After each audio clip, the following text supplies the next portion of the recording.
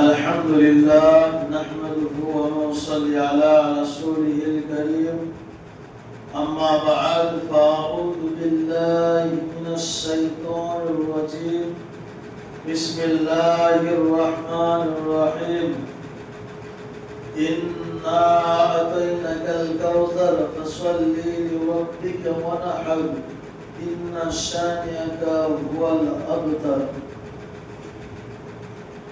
শ্রদ্ধেয় সম্মানিত বয়োজ্যেষ্ঠ বৈকনিষ্ঠ ইসলাম দরদি ভাতৃবৃন্দ, সমস্ত প্রশংসা গুণগান সে মহান আল্লাহ পাক রব্বুল আলামিনের, যিনি আমাদেরকে এই পবিত্র জুমার দিনে একত্রিত হওয়ার তৌফিক এনায়েত করেছেন। সে মহান আল্লাহ পাক রব্বুল আলামিনের প্রশংসা, যিনি সাত আসমানকে বিনা কোটি গঙ্গা দ্বারা ঝুলন্ত অবস্থায় রেখেছেন। সেই রব্বুল আলামিনের প্রশংসা পৃথিবীর শুরু থেকে নিয়ে কাল কিয়ামতের দিন পর্যন্ত করে শেষ করতে পারা যাবে না। তাই আমরা ছোট্ট একটা বাক্যে তার প্রশংসা করে বলি আলহামদুলিল্লাহ। তারপরে পরে আমাদের ধর্মের গুরু মাআমিনাল্লাহ মুরুদ দুরাল আকাইনাল্লাহ তাজদার মাদানী নবী মুহাম্মদুর রাসূলুল্লাহ সাল্লাল্লাহু আলাইহি ওয়াসাল্লামের উপর শত কোটি শান্তির দ্বারা বর্ষিত হোক। আল্লাহুম্মা সাল্লি আলাইহি আল্লাহুম্মা বারিক আলাইহি। ইসলাম দরদি ভাতৃবৃন্দ, আমি আপনাদের সামনে কোরআন মাজিদের 30 নম্বর পারার মধ্যে হতে একটি ছোট্ট সূরা পরিবেশন করেছি। সেই সূরাকে সামনে রেখে আজকে সংক্ষিপ্ত জুমার খুতবাটি করব। মা তৌফিক ইল্লা বিল্লাহ। সে আয়াতকে সামনে রেখে আজকে যে বিষয় নিয়ে আলোচনা করব সেটা আমরা সকলে অবগত।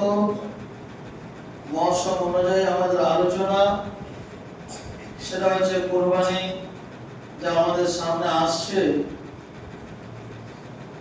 এর কিছু মাসলা মাসাইল এই বিষয় কেন্দ্রিক আমরা প্রত্যেক বছর জুমার মাধ্যমে বড় বড় মুফতি মাওলানাদের মাধ্যম দিয়ে ইউটিউব ফেসবুকে আমরা শুনে থাকি। তারপরেও সময় সাপেক্ষে আলোচনা করাটা জরুরি। আজকে আরবি জিলকাদা মাসের 21 তারিখ, এই মাসের 9 দিন, এরপরে জিলহজ মাসের 10 তারিখ আমাদের বছরের যে দ্বিতীয় খুশির দিন, যেটাকে আমরা বকরা ঈদ বলি, সেটা এসে উপস্থিত হচ্ছে বা হবে। ইসলাম দরদি ভাতৃবৃন্দ, এই কুরবানি শুধু কুরবানি নয়, এই কুরবানির বিশাল একটা লম্বা ইতিহাস রয়েছে, কাহিনী রয়েছে।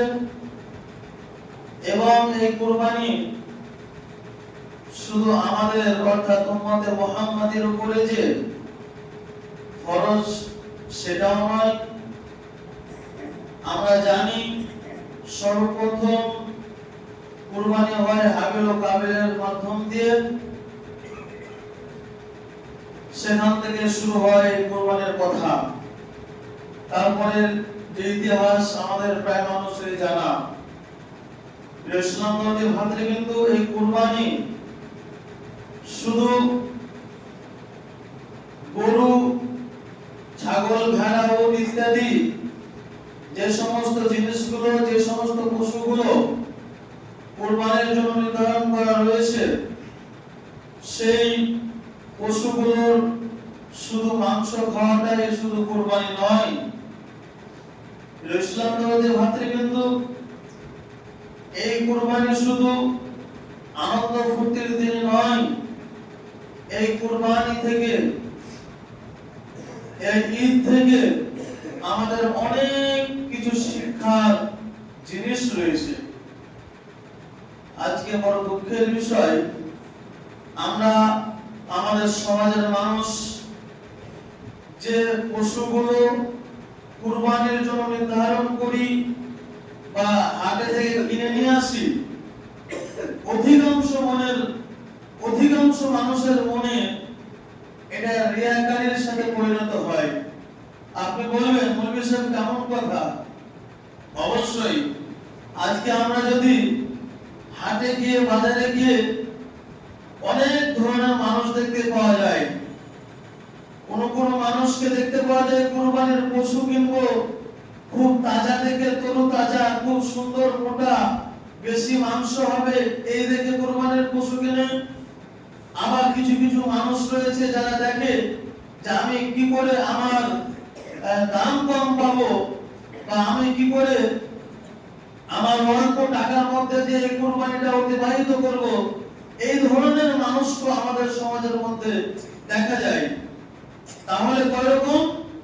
প্রকৃতপক্ষে মূলত দুই রকম। এক, মোটা তাজা দেখে কুরবানি দেব, ও যাতে গোশত বেশি হয়, মাংস বেশি হয়, আমার সংসার বড়, আমার ছেলে মেয়ে বেশি, ওই জন্য বেশি মাংস না নিলে আমার কুরবানিতে হয়তো শর্ট পড়বে। এবং দ্বিতীয় হচ্ছে যে আমাদের সমাজে কিছু মানুষ রয়েছে যারা সেই কুরবানির পশু কিনতে যায় রেট কম দেখে, যে আমি হয়তো পারবো না, বা যাতে আমার কম টাকার মধ্যে হয়ে যায়, এই নিয়ত নিয়ে আজকে আমরা কুরবানি দিচ্ছি। ইসলাম ধর্মী ভাতৃবৃন্দ, মূলত আমাদেরকে নিয়ত চেঞ্জ করতে হবে। প্রথম শিক্ষা বা প্রথম যেটা কর্তব্য এই কুরবানির মাধ্যম দিয়ে, যে সেটা হচ্ছে নিয়ত পরিষ্কার রাখা। এই কুরবানি সম্পর্কে একটা আরবি বাক্য রয়েছে, আল কুরবানু মা ইয়াতাকাররাবু বিহি ইলাল্লাহ। আরবি প্রবাদ বাক্য হচ্ছে আল কুরবানু মা ইয়াতাকাররাবু বিহি ইলাল্লাহ। অর্থাৎ কুরবানি কাকে বলে, কুরবানি কোন জিনিসের নাম, কোন জিনিসটা করলে কুরবানি হবে, এই আরবি প্রবাদ বাক্যে বলেছেন যে কুরবানির ওই মাধ্যমটাকে বলা হয়, কুরবানি বলা হয় ওই জিনিসটাকে যার মাধ্যম দিয়ে, যার আপনার দ্বারা দিয়ে আল্লাহ পাক রব্বুল আলামিনের নৈকট্য হাসিল করা যায়, আল্লাহ পাক রব্বুল আলামিনের ভালোবাসা, আল্লাহ পাক রব্বুল আলামিনের সাথে প্রেম ভালোবাসা তৈরি করা যায়, ওর মাধ্যমকে তৈরি করতে হবে কুরবানি। ইসলাম ধর্মী ভাতৃবৃন্দ, আপনি আমি যদি দেখি, আপনাকে আমাদের যদি প্রশ্ন করা হয় আজকে এই যে কুরবানি দিলাম, এই কুরবানি কেন? আমি একটু আগে বললাম যে আজকে আমাদের সমাজের মানুষ বিভিন্ন নিয়ত নিয়ে, বিভিন্ন উদ্দেশ্য নিয়ে এই কুরবানিগুলো দেয়। প্রকৃতপক্ষে শতকরা 1-2টা মানুষ আছে যারা আল্লাহকে খুশি করার জন্য দেয়। তাতে অধিকাংশ মানুষ আজকে আমাদের সমাজে মানুষকে দেখানোর জন্য, মানুষকে খুশি করার জন্য, যে আমার পশুটি খুব ভালো হয়েছে, আমি পশুটি কিনে নিয়ে আসলাম, গরু হোক, ছাগল হোক, দুম্বা হোক, ভেড়া হোক, নিয়ে আসলাম, নিয়ে এসে আমরা কি বলি, অনেক মানুষের এরকম নিয়ত যে আমি আপনার মনের মধ্যে গিয়ে মানুষের সামনে সেই পশুটাকে নিয়ে বেশি চলাচল করি। কেন? সে পশুটাকে মানুষ দেখবো, যে এই পশুটা ভালো, এই ছাগলটা ভালো, এই দুম্বাটা ভালো, এই গরুটি, এই মানুষটি ভালো কিনেছে, এই মেন্টালিটি নিয়ে আজকে আমাদের সমাজের অধিকাংশ মানুষ ঘোরাফেরা করে। ইসলাম ধর্মী ভাতৃবৃন্দ, কুরবানি হতে হবে আল্লাহকে খুশি করার জন্য, মানুষকে খুশি করার জন্য নয়। কুরবানি হতে হবে আল্লাহর নৈকট্য লাভের জন্য, মানুষের কাছে ভালো নাম নেওয়ার জন্য নয়। কুরবানি আমাদেরকে করতে হবে আল্লাহর কাছে ভালোবাসার জন্য, মানুষ থেকে ভালো বলবে এই জন্য নয়। ইসলাম ধর্মী ভাতৃবৃন্দ, সর্বোপরি সর্বপ্রথম যে উদ্দেশ্যটা আমাদের নিয়ত পরিবর্তন করতে হবে এই কুরবানির জন্য। আজকে যেটা হাদিসের মধ্যে এসেছে যে কুরবানি কোন ধরনের পশু দেব, আল্লাহ রাসূল সাল্লাল্লাহু আলাইহি ওয়াসাল্লাম উল্লেখ করে দিয়েছেন। বড় দুঃখ লাগে আজকে আমাদের সমাজে এই কুরবানির পশু নিয়ে যে সমস্ত ব্যবসায়িক গুলো রয়েছে, তাদের সম্পর্কে কিছু কথা না বললেই নয়। আজকে আমাদের সমাজে দেখা যায় তাদের ব্যবসাটাকে চালানোর জন্য তারা অনেক ধরনের গরুকে নিয়ে এসে তারা চালিয়ে দেয় বা তারা বলে দেয় যে না কোনো অসুবিধা নাই, কুরবানি চলবে। কিন্তু আল্লাহ নবী সাল্লাল্লাহু আলাইহি সাল্লাম উল্লেখ করে বলে দিয়েছেন কোন ধরনের পশুটা, কোন ধরনের জানোয়ারটা কুরবানি দেওয়া যাবে, কোন ধরনের পশুটা কুরবানি দেওয়া যাবে না। আল্লাহ নবী সাল্লাল্লাহু আলাইহি সাল্লাম চারটি গুণ অটোমেটিক বলেই দিয়েছেন। তার মধ্যে আল্লাহ রাসূল সাল্লাল্লাহু আলাইহি সাল্লাম বলেছেন প্রকাশ্য কানা। তার মধ্যে যদি আমরা দেখতে পাই সেই পশুটা, যেই পশুটা আমি আপনি কিনছি সেই পশুটার মধ্যে সে ন্যাংরা কিনা, তার মধ্যে খুঁত আছে কিনা, সে একবারে হাড্ডির, তার যে হাড্ডি রয়েছে সে হাড্ডিতে তার মাংস লেগে আছে কিনা, আল্লাহ নবী এগুলো উল্লেখ করেছেন যে নিখুঁত হতে হবে কুরবানির পশু। কিন্তু দুর্ভাগ্য বিষয় আজকে ওই সমস্ত ব্যবসায়ীরা গরু কিনে নিয়ে চলে আসলো, একটু খুঁত থাকলেও তাদের সেটা খুঁত মনে হয় না। যেখানে আল্লাহ নবী পরিষ্কার করেছেন, আল্লাহ নবী পরিষ্কার করে বলে দিয়েছেন যে নিখুঁত একটা প্রাণী কুরবানির জন্য তোমরা নির্ধারণ করো। আর আমি আপনি কার কাছে শুনে নিলাম যে একটু হয়তো আঁচড় লেগে গেল, আপনার একটু চামড়া উঠে গেল, এটাতে কুরবানি হয়ে যাবে, সেই গরুটা কি খুঁত হলো না? আমাদের নিয়ত কতটা পরিষ্কার হলো? যেখানে আল্লাহ নবী বলেছেন নিখুঁত, আজকে আমরা খুঁত গালাবো আমরা নিজের স্বার্থের জন্য। মানুষ তো অশিক্ষিত মানুষ, তারা আর কি বুঝবে? আজকে আমরা নিজের স্বার্থের জন্য, ব্যবসা বাণিজ্যের জন্য মানুষকে এগুলো আর কোনো পাত্তা করতে দিই না, বলে দিই কোনো অসুবিধা নাই, চলবে। সাবধান হয়ে যান, যদি আপনার দ্বারা গিয়ে ওই ব্যক্তিটা কুরবানি হয়ে যায়, খোদা না কাস্তায় যদি ওই কুরবানিটা তার কবুলে কামেলিয়াত না হয়, এর জন্য প্রত্যেকটা ব্যবসায়ী যারা ওইরকম ধপবাজি করে মানুষকে দিয়েছেন, আপনাকে কাল কিয়ামতের ময়দানে জবাবদিহি করতে হবে। আপনি কেন দিলেন ওই গরুটা ওই একটা নিরীহ মানুষকে কুরবানি দেওয়ার জন্য? ইসলাম বলতে ভাতৃবৃন্দ, আমরা আজকে কুরবানিটাকে মানে কিনো ইবাদতের সঙ্গে যোগাযোগ করি না। ইসলাম বলতে ভাতৃবৃন্দ, এই কুরবানির মাধ্যম যে আল্লাহকে পাওয়া যায়, এই দিক আজকে আমরা ছেড়ে দিয়েছি। আজকে আমাদের মাংস খাওয়া, আজকে আমাদের তরু তাজা, আজকে আমাদের কিনা আরো আনুষঙ্গিক আনন্দ ফুর্তির জন্য আজকে আমরা এই কুরবানিটাকে বেছে নিয়েছি। একটি বাদের জন্য আমাদের এই নিয়তটাকে পরিবর্তন করলাম না যে আল কুরবান মা ইয়াতাকাররাবু বিহিল্লাহ, এই কুরবানির মাধ্যম দিয়ে আমরা আল্লাহর নৈকট্য হাসিল করব, এই কুরবানির মাধ্যম দিয়ে আমরা আল্লাহর ভালোবাসাকে পেয়ে নেব, এই কুরবানির মাধ্যম দিয়ে আমরা আল্লাহর সাথে যোগাযোগ হয়ে যাব। এই আশা আমাদের, এই উদ্দেশ্য আমাদের অনেক মানুষের নাই। তারপরেও আরো তো সমস্যা, বিভিন্ন সমস্যা আজকে আমাদের সমাজের মানুষের এই কুরবানির ক্ষেত্রে হয়, যেগুলো আলোচনা না করলে নয়। ভাবদের মধ্যে সাত কথা আপনাকে বলে দিই। আজকে আমাদের সমাজে সোশ্যাল মিডিয়ায় এগুলো বড় বড় অভিজ্ঞ আলেমদের মুখ থেকে আমরা শুনছি, তারপরে এটাকে আমরা কর্ণপাত করি না, এটাকে আমরা এক পয়সা মূল্য দাম দিই না, এটাকে আমরা কিছুই মনে করি না। এখানে আরো অনেক আমার থেকে আরো জ্ঞানী মানুষ বসে আছেন, আরো জ্ঞানী আলেম ওলামা আছেন, জিজ্ঞাসা করবেন, ফতোয়া ফরায়েদ করে দেবেন। বড় বড় বিজ্ঞানীরা বলছেন যে ব্যক্তিরা সালাত আদায় করে না, যারা নামাজ পড়ে না, যারা দিনের কাজ করে না, যারা আল্লাহর কথা শুনে না, যারা আল্লাহর আইনকে প্রাধান্য দেয় না, যারা আল্লাহর আইনকে পৃথিবীর বুকে অমান্য করে এই দুনিয়ার বুকে চলাফেরা করে, তাদের কুরবানি দিয়ে কোনো লাভ নেই, তাদের কুরবানি গ্রহণযোগ্য কাবালে কবুলিয়ত হবে না।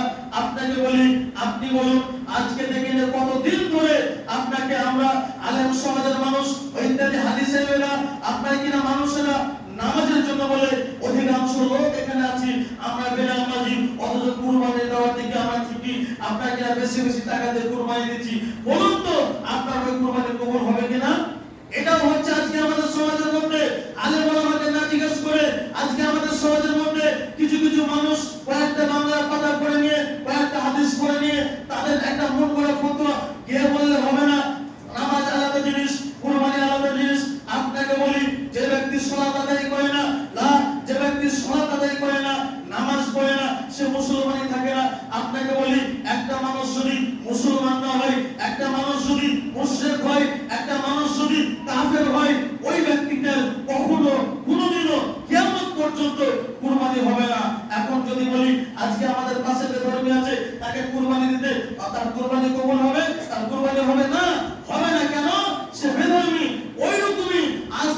1400 1450 বছর পূর্বে নবী করিম সাল্লাল্লাহু আলাইহি ওয়াসাল্লাম বলেছেন মান তারাকা সালাতা মুতাআম্মিদান ফাকাদ কাফারা। অর্থাৎ আল্লাহ নবী সাল্লাল্লাহু আলাইহি ওয়াসাল্লাম বলেছেন যে ব্যক্তি ইচ্ছাকৃতভাবে এক ওয়াক্তের সালাত ছেড়ে দিল, এক রাকাত নামাজ ছেড়ে দিল, সে মান তারাকা সালাতা মুতাআম্মিদান ফাকাদ কাফারা, সে কাফের হয়ে গেল। বাইনাল আবদ বাইনাল কুফর তারকুস সালাত। এই মুসলিম এবং অমুসলিমদের মধ্যে, কাফের এবং মুসলিমদের মধ্যে পার্থক্যই হচ্ছে সালাত। আপনি বলুন, আপনি যে বেনামাজি, আপনার জনম নামাজ পড়লেন না, আপনি কুরবানি দিলেন, আপনার কুরবানিটা কোথায় গেল? তাহলে সেই আল্লাহ নবীর হাদিস মিথ্যা, আপনাকে প্রমাণ করতে হবে সেই আল্লাহ নবীর হাদিস মিথ্যা। আল্লাহ নবী বলে গেছেন বাইনাল আবদ বাইনাল কুফর বাইনাল কুফর তারকুস সালাত।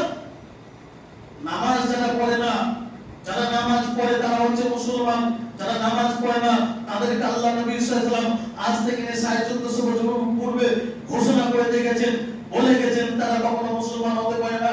আর আপনি আমি কয়েক পাতা পড়ে নিয়ে বলে দিলাম সে ব্যক্তিটা মুসলমান, তার কুরবানি কবুল হবে। কেমন কথা! বাপের ঘরে আবদার পেয়েছি আমরা হাদিস পড়ে মনে হচ্ছে যে আজকে আমাদের ঘরের লেখা কথা না। আল্লাহ নবী বলেছেন মানে এটাই সঠিক কথা, এটাই চূড়ান্ত কথা। যারা নামাজ পড়বে না, যারা সালাত আদায় করবে না, যারা নামাজ পড়েনি, যারা বেঈমানি করে এই পৃথিবীর বুকে চলাফেরা করে বেড়াচ্ছেন, সাবধান হয়ে যান।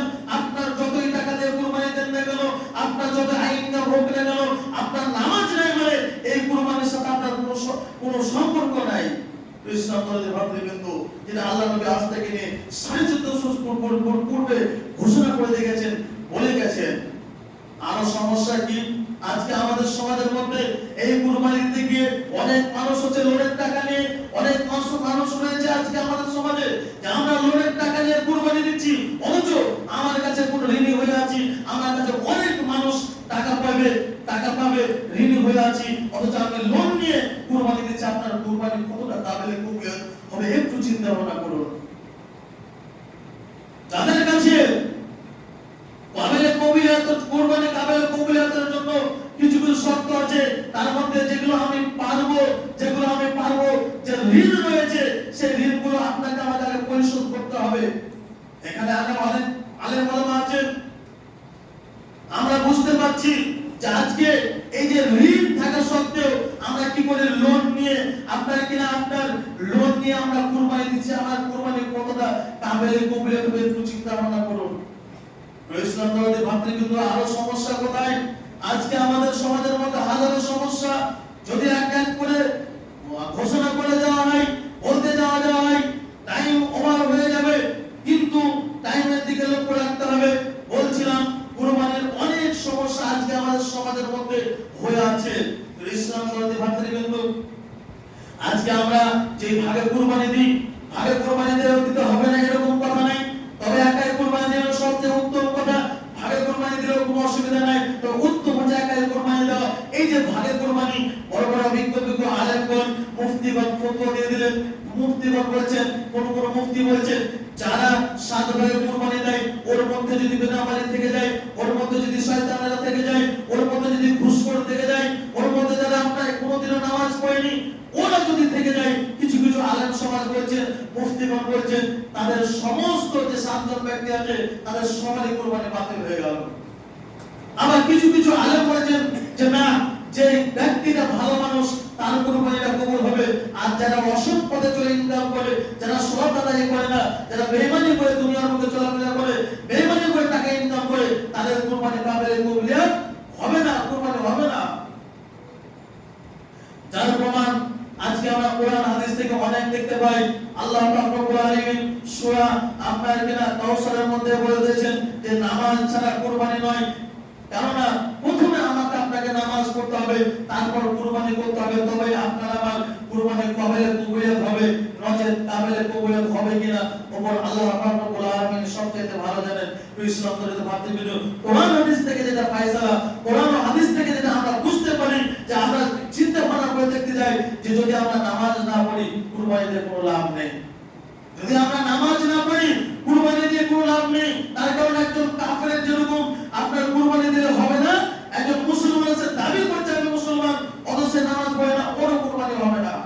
ইসলাম ধর্মের ভাতৃবৃন্দ, আল্লাহ পাক রব্বুল আলামিনের রাসূল সাল্লাল্লাহু আলাইহি ওয়াসাল্লাম বলেছেন কুরবানির সংখ্যা বা কুরবানি কোন শ্রেণীর পশুগুলো বকে দিব। আল্লাহ রাসূল সাল্লাল্লাহু আলাইহি ওয়াসাল্লাম বলেছেন লা তাযবাহু লিল মুসলিমনা। এটা একটা সমস্যা আজকে আমাদের সমাজের মধ্যে রয়েছে যে লা তাযবাহু লিল মুসলিমনা, অর্থাৎ আপনার যে পশুটা আপনার কুরবানি দিব এর দাতা হবে না দাতা হবে। আজকে আমাদের সমাজের মধ্যে অনেক জায়গায় অনেক মানুষের ধারণা রয়েছে যে আজকে আমার একটা ছাগল, একটা আপনার কিনা বকরি বাড়িতে আছে, আপনার 1 বছর হয়ে গেল দাঁতেনি, সেটাকে কুরবানি দিয়ে দেব না। আল্লাহ নবী যেটা পরিষ্কার বলে দিয়েছেন লা তাযবাহুল মুসলিমনা, যেই বকরিটার বা যেই আপনার পশুটার দাঁত উঠেনি, তার দাঁত উঠেনি, সেটা কুরবানি হবে না, কুরবানি দেওয়া যাবে না। শুধু ভেড়ার কথা আল্লাহ নবী সাল্লাল্লাহু আলাইহি সাল্লাম বলেছেন যে যদি ভেড়া মোটা তাজা হয়, যদি ভেড়াটা তার মোটা তাজা হয়ে যায়, যদি 6 মাস পার করে দেয়, তাহলে ভেড়ার ব্যাপারে আল্লাহ নবী সাল্লাল্লাহু আলাইহি সাল্লাম বলেছেন তখন তাকে কুরবানি দাও। নচেত আর যে পশুগুলোর কথা আল্লাহ রাসূল সাল্লাল্লাহু আলাইহি বলেছেন লা তাযবাহুল মুসলিমনা, যদি তার দাঁত না ওঠে, যদি তার দাঁত না হয়, তাহলে তাদের কুরবানি জবাই তোমরা কি করো না, করিও না। আজকে আমাদের সমাজে এটা নিয়েও খুব সমস্যা। আজকে আমাদের সমাজে দেখতে পাওয়া যায় আমাদের বাড়িতে ছাগল রয়েছে, আপনার 12 মাস হয়ে গেল, 13 মাস হয়ে গেল, আপনার কিনা কি হয় না, দাঁতে না। আজকে আমাদের সমাজে কি হয় বলে 1 বছরে দাঁতে ছাগল কিন্তু দাঁতে না, কি করব? আপনার কুরবানি না দেওয়াটাই উত্তম হবে।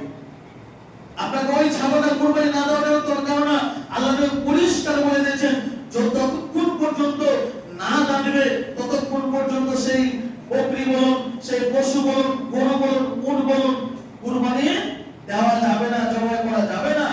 তো ইসলাম ধর্মে বাধ্যবিত বলছিলাম আল্লাহ পাক রব্বুল আলামিন সূরা কাউসারের মধ্যে বলেন ইন্না আতাইনাকাল কাউসার ফাসাল্লি লিরাব্বিকা ওয়ানহার। আল্লাহ পাক রব্বুল আলামিন এখানে ঘোষণা করেছেন ফাসাল্লি লিরাব্বিকা ওয়ানহার। আমি আপনি যে বলছিলাম যে নামাজ বিধি যারা কুরবানি দেয় তাদের নামাজ কেমন, আল্লাহ ঘোষণা করেছেন যে আমার বান্দারা তোমরা শোনো ফাসাল্লি লিরাব্বিকা, তোমরা আল্লাহর সন্তুষ্টির জন্য, তোমরা আল্লাহকে পাওয়ার জন্য সর্বপ্রথম যে কাজটা পৃথিবীর মধ্যে করবে সেটা হচ্ছে সালাত। একটা কথা আমাদেরকে মাথায় রাখতে হবে, এই ব্রেনে ঢুকে যেতে হবে। আপনি পৃথিবীর যাবতীয় কাজ করুন, সমস্ত ভালো কাজ করুন, পৃথিবীতে যত আল্লাহ রাসূল সাল্লাল্লাহু আলাইহি ওয়াসাল্লাম বলেছেন এগুলো ভালো, এগুলো সব ভালো, সমস্ত ভালো কাজ করছেন, আর আপনার আমলের মধ্যে সালাত নেই। আপনাকে জানতে হবে কাল কিয়ামতের ময়দানে যে আমলের খাতা থাকবে সেটা খোলা হবে না। আপনার ভালো কাজ করেছেন কিন্তু আপনার যে আমলের খাতা হবে, আল্লাহ রাসূল সাল্লাল্লাহু আলাইহি ওয়াসাল্লাম বলেছেন যে ব্যক্তির সালাত নেই তার কাল কিয়ামতের ময়দানে সর্বপ্রথম যে হিসাব দেওয়া হবে সালাতের, যে ব্যক্তির সালাত থাকবে না তার আমলের খাতাটাই খোলা হবে না। এবার বলুন, আপনি নামাজ পড়েন না, আপনি সালাত আদায় করেননি, আপনি কুরবানি দিয়েছেন, আপনার সেই কুরবানির কবুল যে হলো, আমি মেনে নিলাম কুরবানি কবুল হলো, আপনার তো আমল নামাজই করবে না, আপনি কি করে দেখবেন? ইসলাম ধর্মের বাধ্যবিত বলতে চাই, প্রত্যেক মানুষকে বলতে চাই সালাত আদায় করুন। বিশেষ করে সালাত আপনাকে কুরবানি দিতে হবে, ফরজ এর কথা নয়। আপনাকে কুরবানি দিতে হবে, আপনাকে দিতেই হবে এ কথা নয়। কুরবানি হচ্ছে সুন্নাতে মুআক্কাদা, ইব্রাহিম আলাইহিস সালামের সুন্নাত। আপনার টাকা পয়সা নাই, আপনাকে দিতে হবে না, টাকা ধার করে দিতে হবে না, লোন নিয়ে আপনাকে কুরবানি দিতে হবে না। কিন্তু আপনি গরিব, খেতে পান না, আপনার লুঙ্গি পায়জামা কিছু নেই, আপনাকে উলঙ্গ হয়েও নামাজ পড়তে হবে, এটা আল্লাহর বিধান। আপনি নামাজ পড়ুন। আপনি বুঝতে পারছেন আমার বিষয়ে অন্যদিকে নিয়ে যাই। আজকে পৃথিবীর পরিস্থিতি, এই দুনিয়ার পরিস্থিতি কোন জায়গা থেকে পৌঁছে গেছে, আপনি আমি অনেক ভালোভাবে সোশ্যাল মিডিয়ার মধ্যে বসে গেছি। আপনাকে বলি অবশ্যই প্রত্যেকটা মানুষ নামাজ পড়া ধরুন। প্রত্যেক সপ্তাহে বলি যে নামাজ পড়তে কোনো মানুষ এই কথাটার প্রতি ভ্রুক্ষেপ দেয় না, এই কথাকে মূল্যায়ন করে না, এই কথার দাম দেয় না। কিন্তু আপনাকে বলছি একটা দিন এমন সময় আসবে তখন আপনি ভাববেন মৌলভী সাহেব বলেছিল নামাজ পড়ার জন্য, মৌলভী সাহেব শুধু নামাজের জন্য আমাদেরকে কতবার বলেছিল, আমরা নামাজটা পড়ি না। ওই সময় আপনাকে পস্তাতে হবে, এটা আপনাকে বলে দিলাম। প্রত্যেক মানুষকে বলতে চাই যারা কুরবানি দিয়েছেন, যারা কুরবানি দেননি, প্রত্যেকে আপনার অন্তত আপনি কুরবানি দিলেও না দিলেও নামাজটা করুন, 5 ওয়াক্তের নামাজ। তাহলে আল্লাহ পাক রব্বুল আলামিন আপনার উপর রাজি থাকবেন, খুশি থাকবেন। আর আপনার নামাজ নাই না, আল্লাহই তো আপনার উপর সন্তুষ্ট নয়, আল্লাহই তো আপনার উপর রাজি নয়, আল্লাহই তো আপনার কাছ থেকে হাত উঠিয়ে নিয়েছে, আর কি আপনার অবস্থা হবে? ইসলাম ধর্মের ভাতৃবৃন্দ, প্রত্যেকের একটাই আকুল আবেদন, আমার আবেদন করলে ভুল হবে। এটা কর্তব্য প্রত্যেকটা মানুষের, 5 ওয়াক্তের নামাজ প্রত্যেকটা মানুষের কর্তব্য আমাদেরকে পড়া, 5 ওয়াক্তের নামাজ কায়েম করা। যারা এখনো আপনার নামাজ পড়ছেন না, আপনারা ভাবছেন খুব ভালো আছি, আপনারা ভাবছেন আমরা খুব শান্তিতে আছি। শান্তিতে কদিন থাকছেন? কদিন থাকবে না। এই যে দিন চলে আসছে, ঘনিয়ে আসছে, যে দিন আপনার আমাদের সামনে কালো দিন আসছে, আপনি ভাবিয়েন না যে আমি এখনো পর্যন্ত আমার ঘরে এসি ফিট করা ঘরে, এসি লাগা ঘরে আমি শান্তি করে ঘুমিয়ে থাকবো না। কখন এসে আপনার গলাটা ধরে নিয়ে বাড়ি থেকে বেরিয়ে জেলে ঢুকাবে বা অন্যান্য কিছু করবে আপনি টের পাবেন না। আর তখন আপনাকে অবস্থা পাবে যে আল্লাহ আমি নামাজ কেন পড়লাম না, আজকে আমার কাছে আর সময় নয়, আজকে আমার সময় শেষ। আর কালকে আমাদের ময়দানে যে নামাজ না হলে আপনার আমল নামা করবে না, ওই ইবাদত আপনার আমল নামাতে পড়ে গেল। ভাই সকল যারা ভাইয়ের মতন আছেন, ভাই বলে বলছি, বাবা সকল যারা বাবা বয়সের আছেন, বাবা বলে বলছি, অবশ্যই যারা এখন পর্যন্ত আপনার 70 বছর হয়ে গেল নামাজ পড়লেন না, আপনার বড়জোর নিবেদন, আপনার কাছে আবেদন, আপনি অন্তত নামাজটা আদায় করুন, সালাতটা আদায় করুন, তারপরে আপনি যা ইচ্ছে তাই করুন, যা করার আপনার তাই দুনিয়ার বুকে করুন, অন্তত নামাজ পড়ুন। আল্লাহ পাক রব্বুল আলামিন আমাদের সকলকে পাঁচ ওয়াক্তের মুসল্লি বানিয়ে দেওয়ার তৌফিক দান করুন, সকলের আমিন। আরেকটি কথা আপনাদেরকে বলি, আমাদের মুখের জবানের কথা খুব সতর্ক করে আমরা বলবো। আমরা দেখছি এই যে চার দোকান, আজকে আমাদের মুসলমানদের অবস্থা এত খারাপ কেন? আজকে যে চার দোকানগুলো দেখবেন, আমি বলছি না যে আমরা চা খেতে যাই না, যান। আজকে চার দোকানে গিয়ে দেখবেন যে 100টা যদি আপনার চার দোকানে মানুষ থাকে, ওই 100টার মধ্যে 98টা মানুষ মুসলমানের চার দোকানে বসে আছে। মুসলমানদের অধঃপতন কোন জায়গা থেকে? এই জিনিসটা একটু ব্রেন ফেলাতে হবে আমাকে আপনাকে। মুসলমানদের অধঃপতন কোন জায়গা থেকে, কোন খান থেকে, কোথা থেকে শুরু হলো? একটু চিন্তা ফিকির করুন। আপনি যদি চিন্তা করতে না পারেন, যারা চিন্তা ফিকির করতে পারে তাদের কাছে গিয়ে বসুন যে আমরা তো এরকম ছিলাম, এই অবস্থায় কেন হলাম? একটা চায়ের দোকানে 100টা মানুষ যদি বসে থাকে, 98টা মানুষ মুসলমান, আপনার আর জীবন ও কি বললো, ও কি করলো, ও মানুষ কি করলো, এই কি করলো, সেই কি করলো, এই যদি পার্টি কত করে বলো, ওই পার্টি ওই করলো, এই যে চিন্তা ভাবনা, ওই ওখানে থাকা বেধর্মী যারা নামাজ পড়ে না, যারা বেঈমান, যারা কাফের, তারা তো একদম আপনার সাথে আড্ডা ঢুকতে এলো না। সাবধান। আপনি চা খেতে যান, বারণ করছি না, ব্যবসা করেছেন, তার ব্যবসা চালানোর জন্য মানুষ খরিদ্দারের দরকার, আপনি যান, বেশি গুণ না, মানুষের বিপদ করেন না। কে কোথায় কি করছে এটা আপনার মুখে শোভা পাবেন না। আপনি যদি সেই চার দোকানে আমেরিকার কথা বলেন, আপনি বলবেন পারবেন কোরবানটা দিতে? যে সকল ভাইরা আমেরিকার কথা বলে, যে সকল ভাইরা পাকিস্তানের কথা বলে, বাংলাদেশের কথা বলে, চীনের কথা বলে, আপনি কি পারবেন ওর প্রমাণটা দিতে? যেদিন আপনার কলারটাকে ধরবে, কলারটাকে ধরে বলে বলো তুমি এই কথাটা সেদিন বলেছিলেন, আপনি আমি বুঝতে পারি না, চার দোকানে এত বেফাস কথা বলি, আজকে আমরা ধর্মকে নিয়ে বলুন, মানুষকে নিয়ে বলুন, বেফাস কথা বলি, এমন একটা দিন আসবে আপনার কলারটা ধরে বলবে বলো তুমি অমুক সমাজে এই কথাটা বলেছিলে, তুমি প্রমাণ দেখাও। আপনি কি করবেন? তাই প্রত্যেক মানুষকে বলতে চাই, এখনো পরিস্থিতি খুব একটা খারাপ, খুব একটা ভালো পরিস্থিতি নাই। সময় পার হয়ে গেছে, তাও সতর্কর জন্য আপনাকে বলি, খুব একটা পরিস্থিতি ভালো নাই। আপনার মুখ দিয়ে যে কথাটা বলবেন চাই দোকানে, খুব সাবধানে কথা বলবেন। তার কারণ আপনার পাশে যে বসে আছে, ভাবিয়ে না যেটা আপনার বন্ধু। এই যে শুনছিলাম গত 2-3 দিন আগে একজন এই চায়ের দোকানে স্কুল বলে যে একজন কোথা থেকে কেউ করলো না, সে হঠাৎ চায়ের মাধ্যমে বসে গেল, কোনো কথা নেই। আর আপনি আমি এই করছে, এই পার্টি করলো, ওই পার্টি ওই অত্যাচার, এই অত্যাচার, এই জুলুম। আপনি আমি ভাবছি কিছু নাই, না, এমন একটা সময় আসবে রাতের অন্ধকারে আপনাকে তুলে নিয়ে যাবে, পৃথিবীর কেউ কিছু করতে পারবে না। তাই প্রত্যেক মানুষকে বলতে চাই, সাবধানে কথা বলুন। চার দোকানে গিয়ে সুস্থতা মেজাজ নিয়ে ভালো করে থাকুন, ভালোভাবে মানুষের সাথে পরিবেশ শান্ত করুন, মানুষকে ভালোবাসার চেষ্টা করুন। আপনি আপনার মুসলমান ভাইয়ের বিপদ করবেন না। আপনার মুসলমান ভাই কি করছে না করছে ওই থেকে নেই, চা খান, চার দোকান থেকে পয়সা ঢুকিয়ে আপনি বাড়ি চলে যান, আপনার কাজ শেষ। আল্লাহ পাক রব্বুল আলামিন আমাদের সকলকে তৌফিক দেন। আল্লাহ আমরা যেন সুস্থভাবে শান্তিভাবে এই দুনিয়ার বুকে বসে থাকতে পারি। আল্লাহ তুমি আমাদেরকে তৌফিক দিও, সকলে আমিন। আল্লাহ রাব্বুল আলামিন। জানি না এই কবরের মধ্যে যারা চলে গেছে কি অবস্থায় আছে, যদি তাদের কবরে আযাব হয়ে থাকে আল্লাহ তুমি তাদেরকে জান্নাতুল ফিরদাউসে বিছিয়ে দাও। সকলে আমিন। আল্লাহ রাব্বুল আলামিন এই পরিস্থিতি এমন একটা পরিস্থিতি আজকে আমাদের সামনে এসে উপস্থিত হয়েছে, না পারছি আমরা আগে সামলাতে, না পারছি কিছু আল্লাহ তুমি আমাদের একটা সঠিক বার্তা সঠিক পথ দেখাও, এই তৌফিক আমাদেরকে দিও। সকলে আমিন। এখান থেকে আমি আমার সংক্ষিপ্ত খুতবাটি করেছি। ওমা আলাইনা ইল্লাল বালাগ। আল্লাহুম্মা সাল্লি আলা মুহাম্মাদ ওয়া আলা আলি মুহাম্মাদ কামা সাল্লাইতা আলা ইব্রাহিম ওয়া আলা আলি ইব্রাহিম ইন্নাকা হামিদুম মাজিদ। اللهم بارك على محمد وعلى ال محمد كما باركت على ابراهيم وعلى ال ابراهيم انك حميد مجيد. سبحان ربك رب العزه عما يصفون وسلام على المرسلين والحمد لله رب العالمين.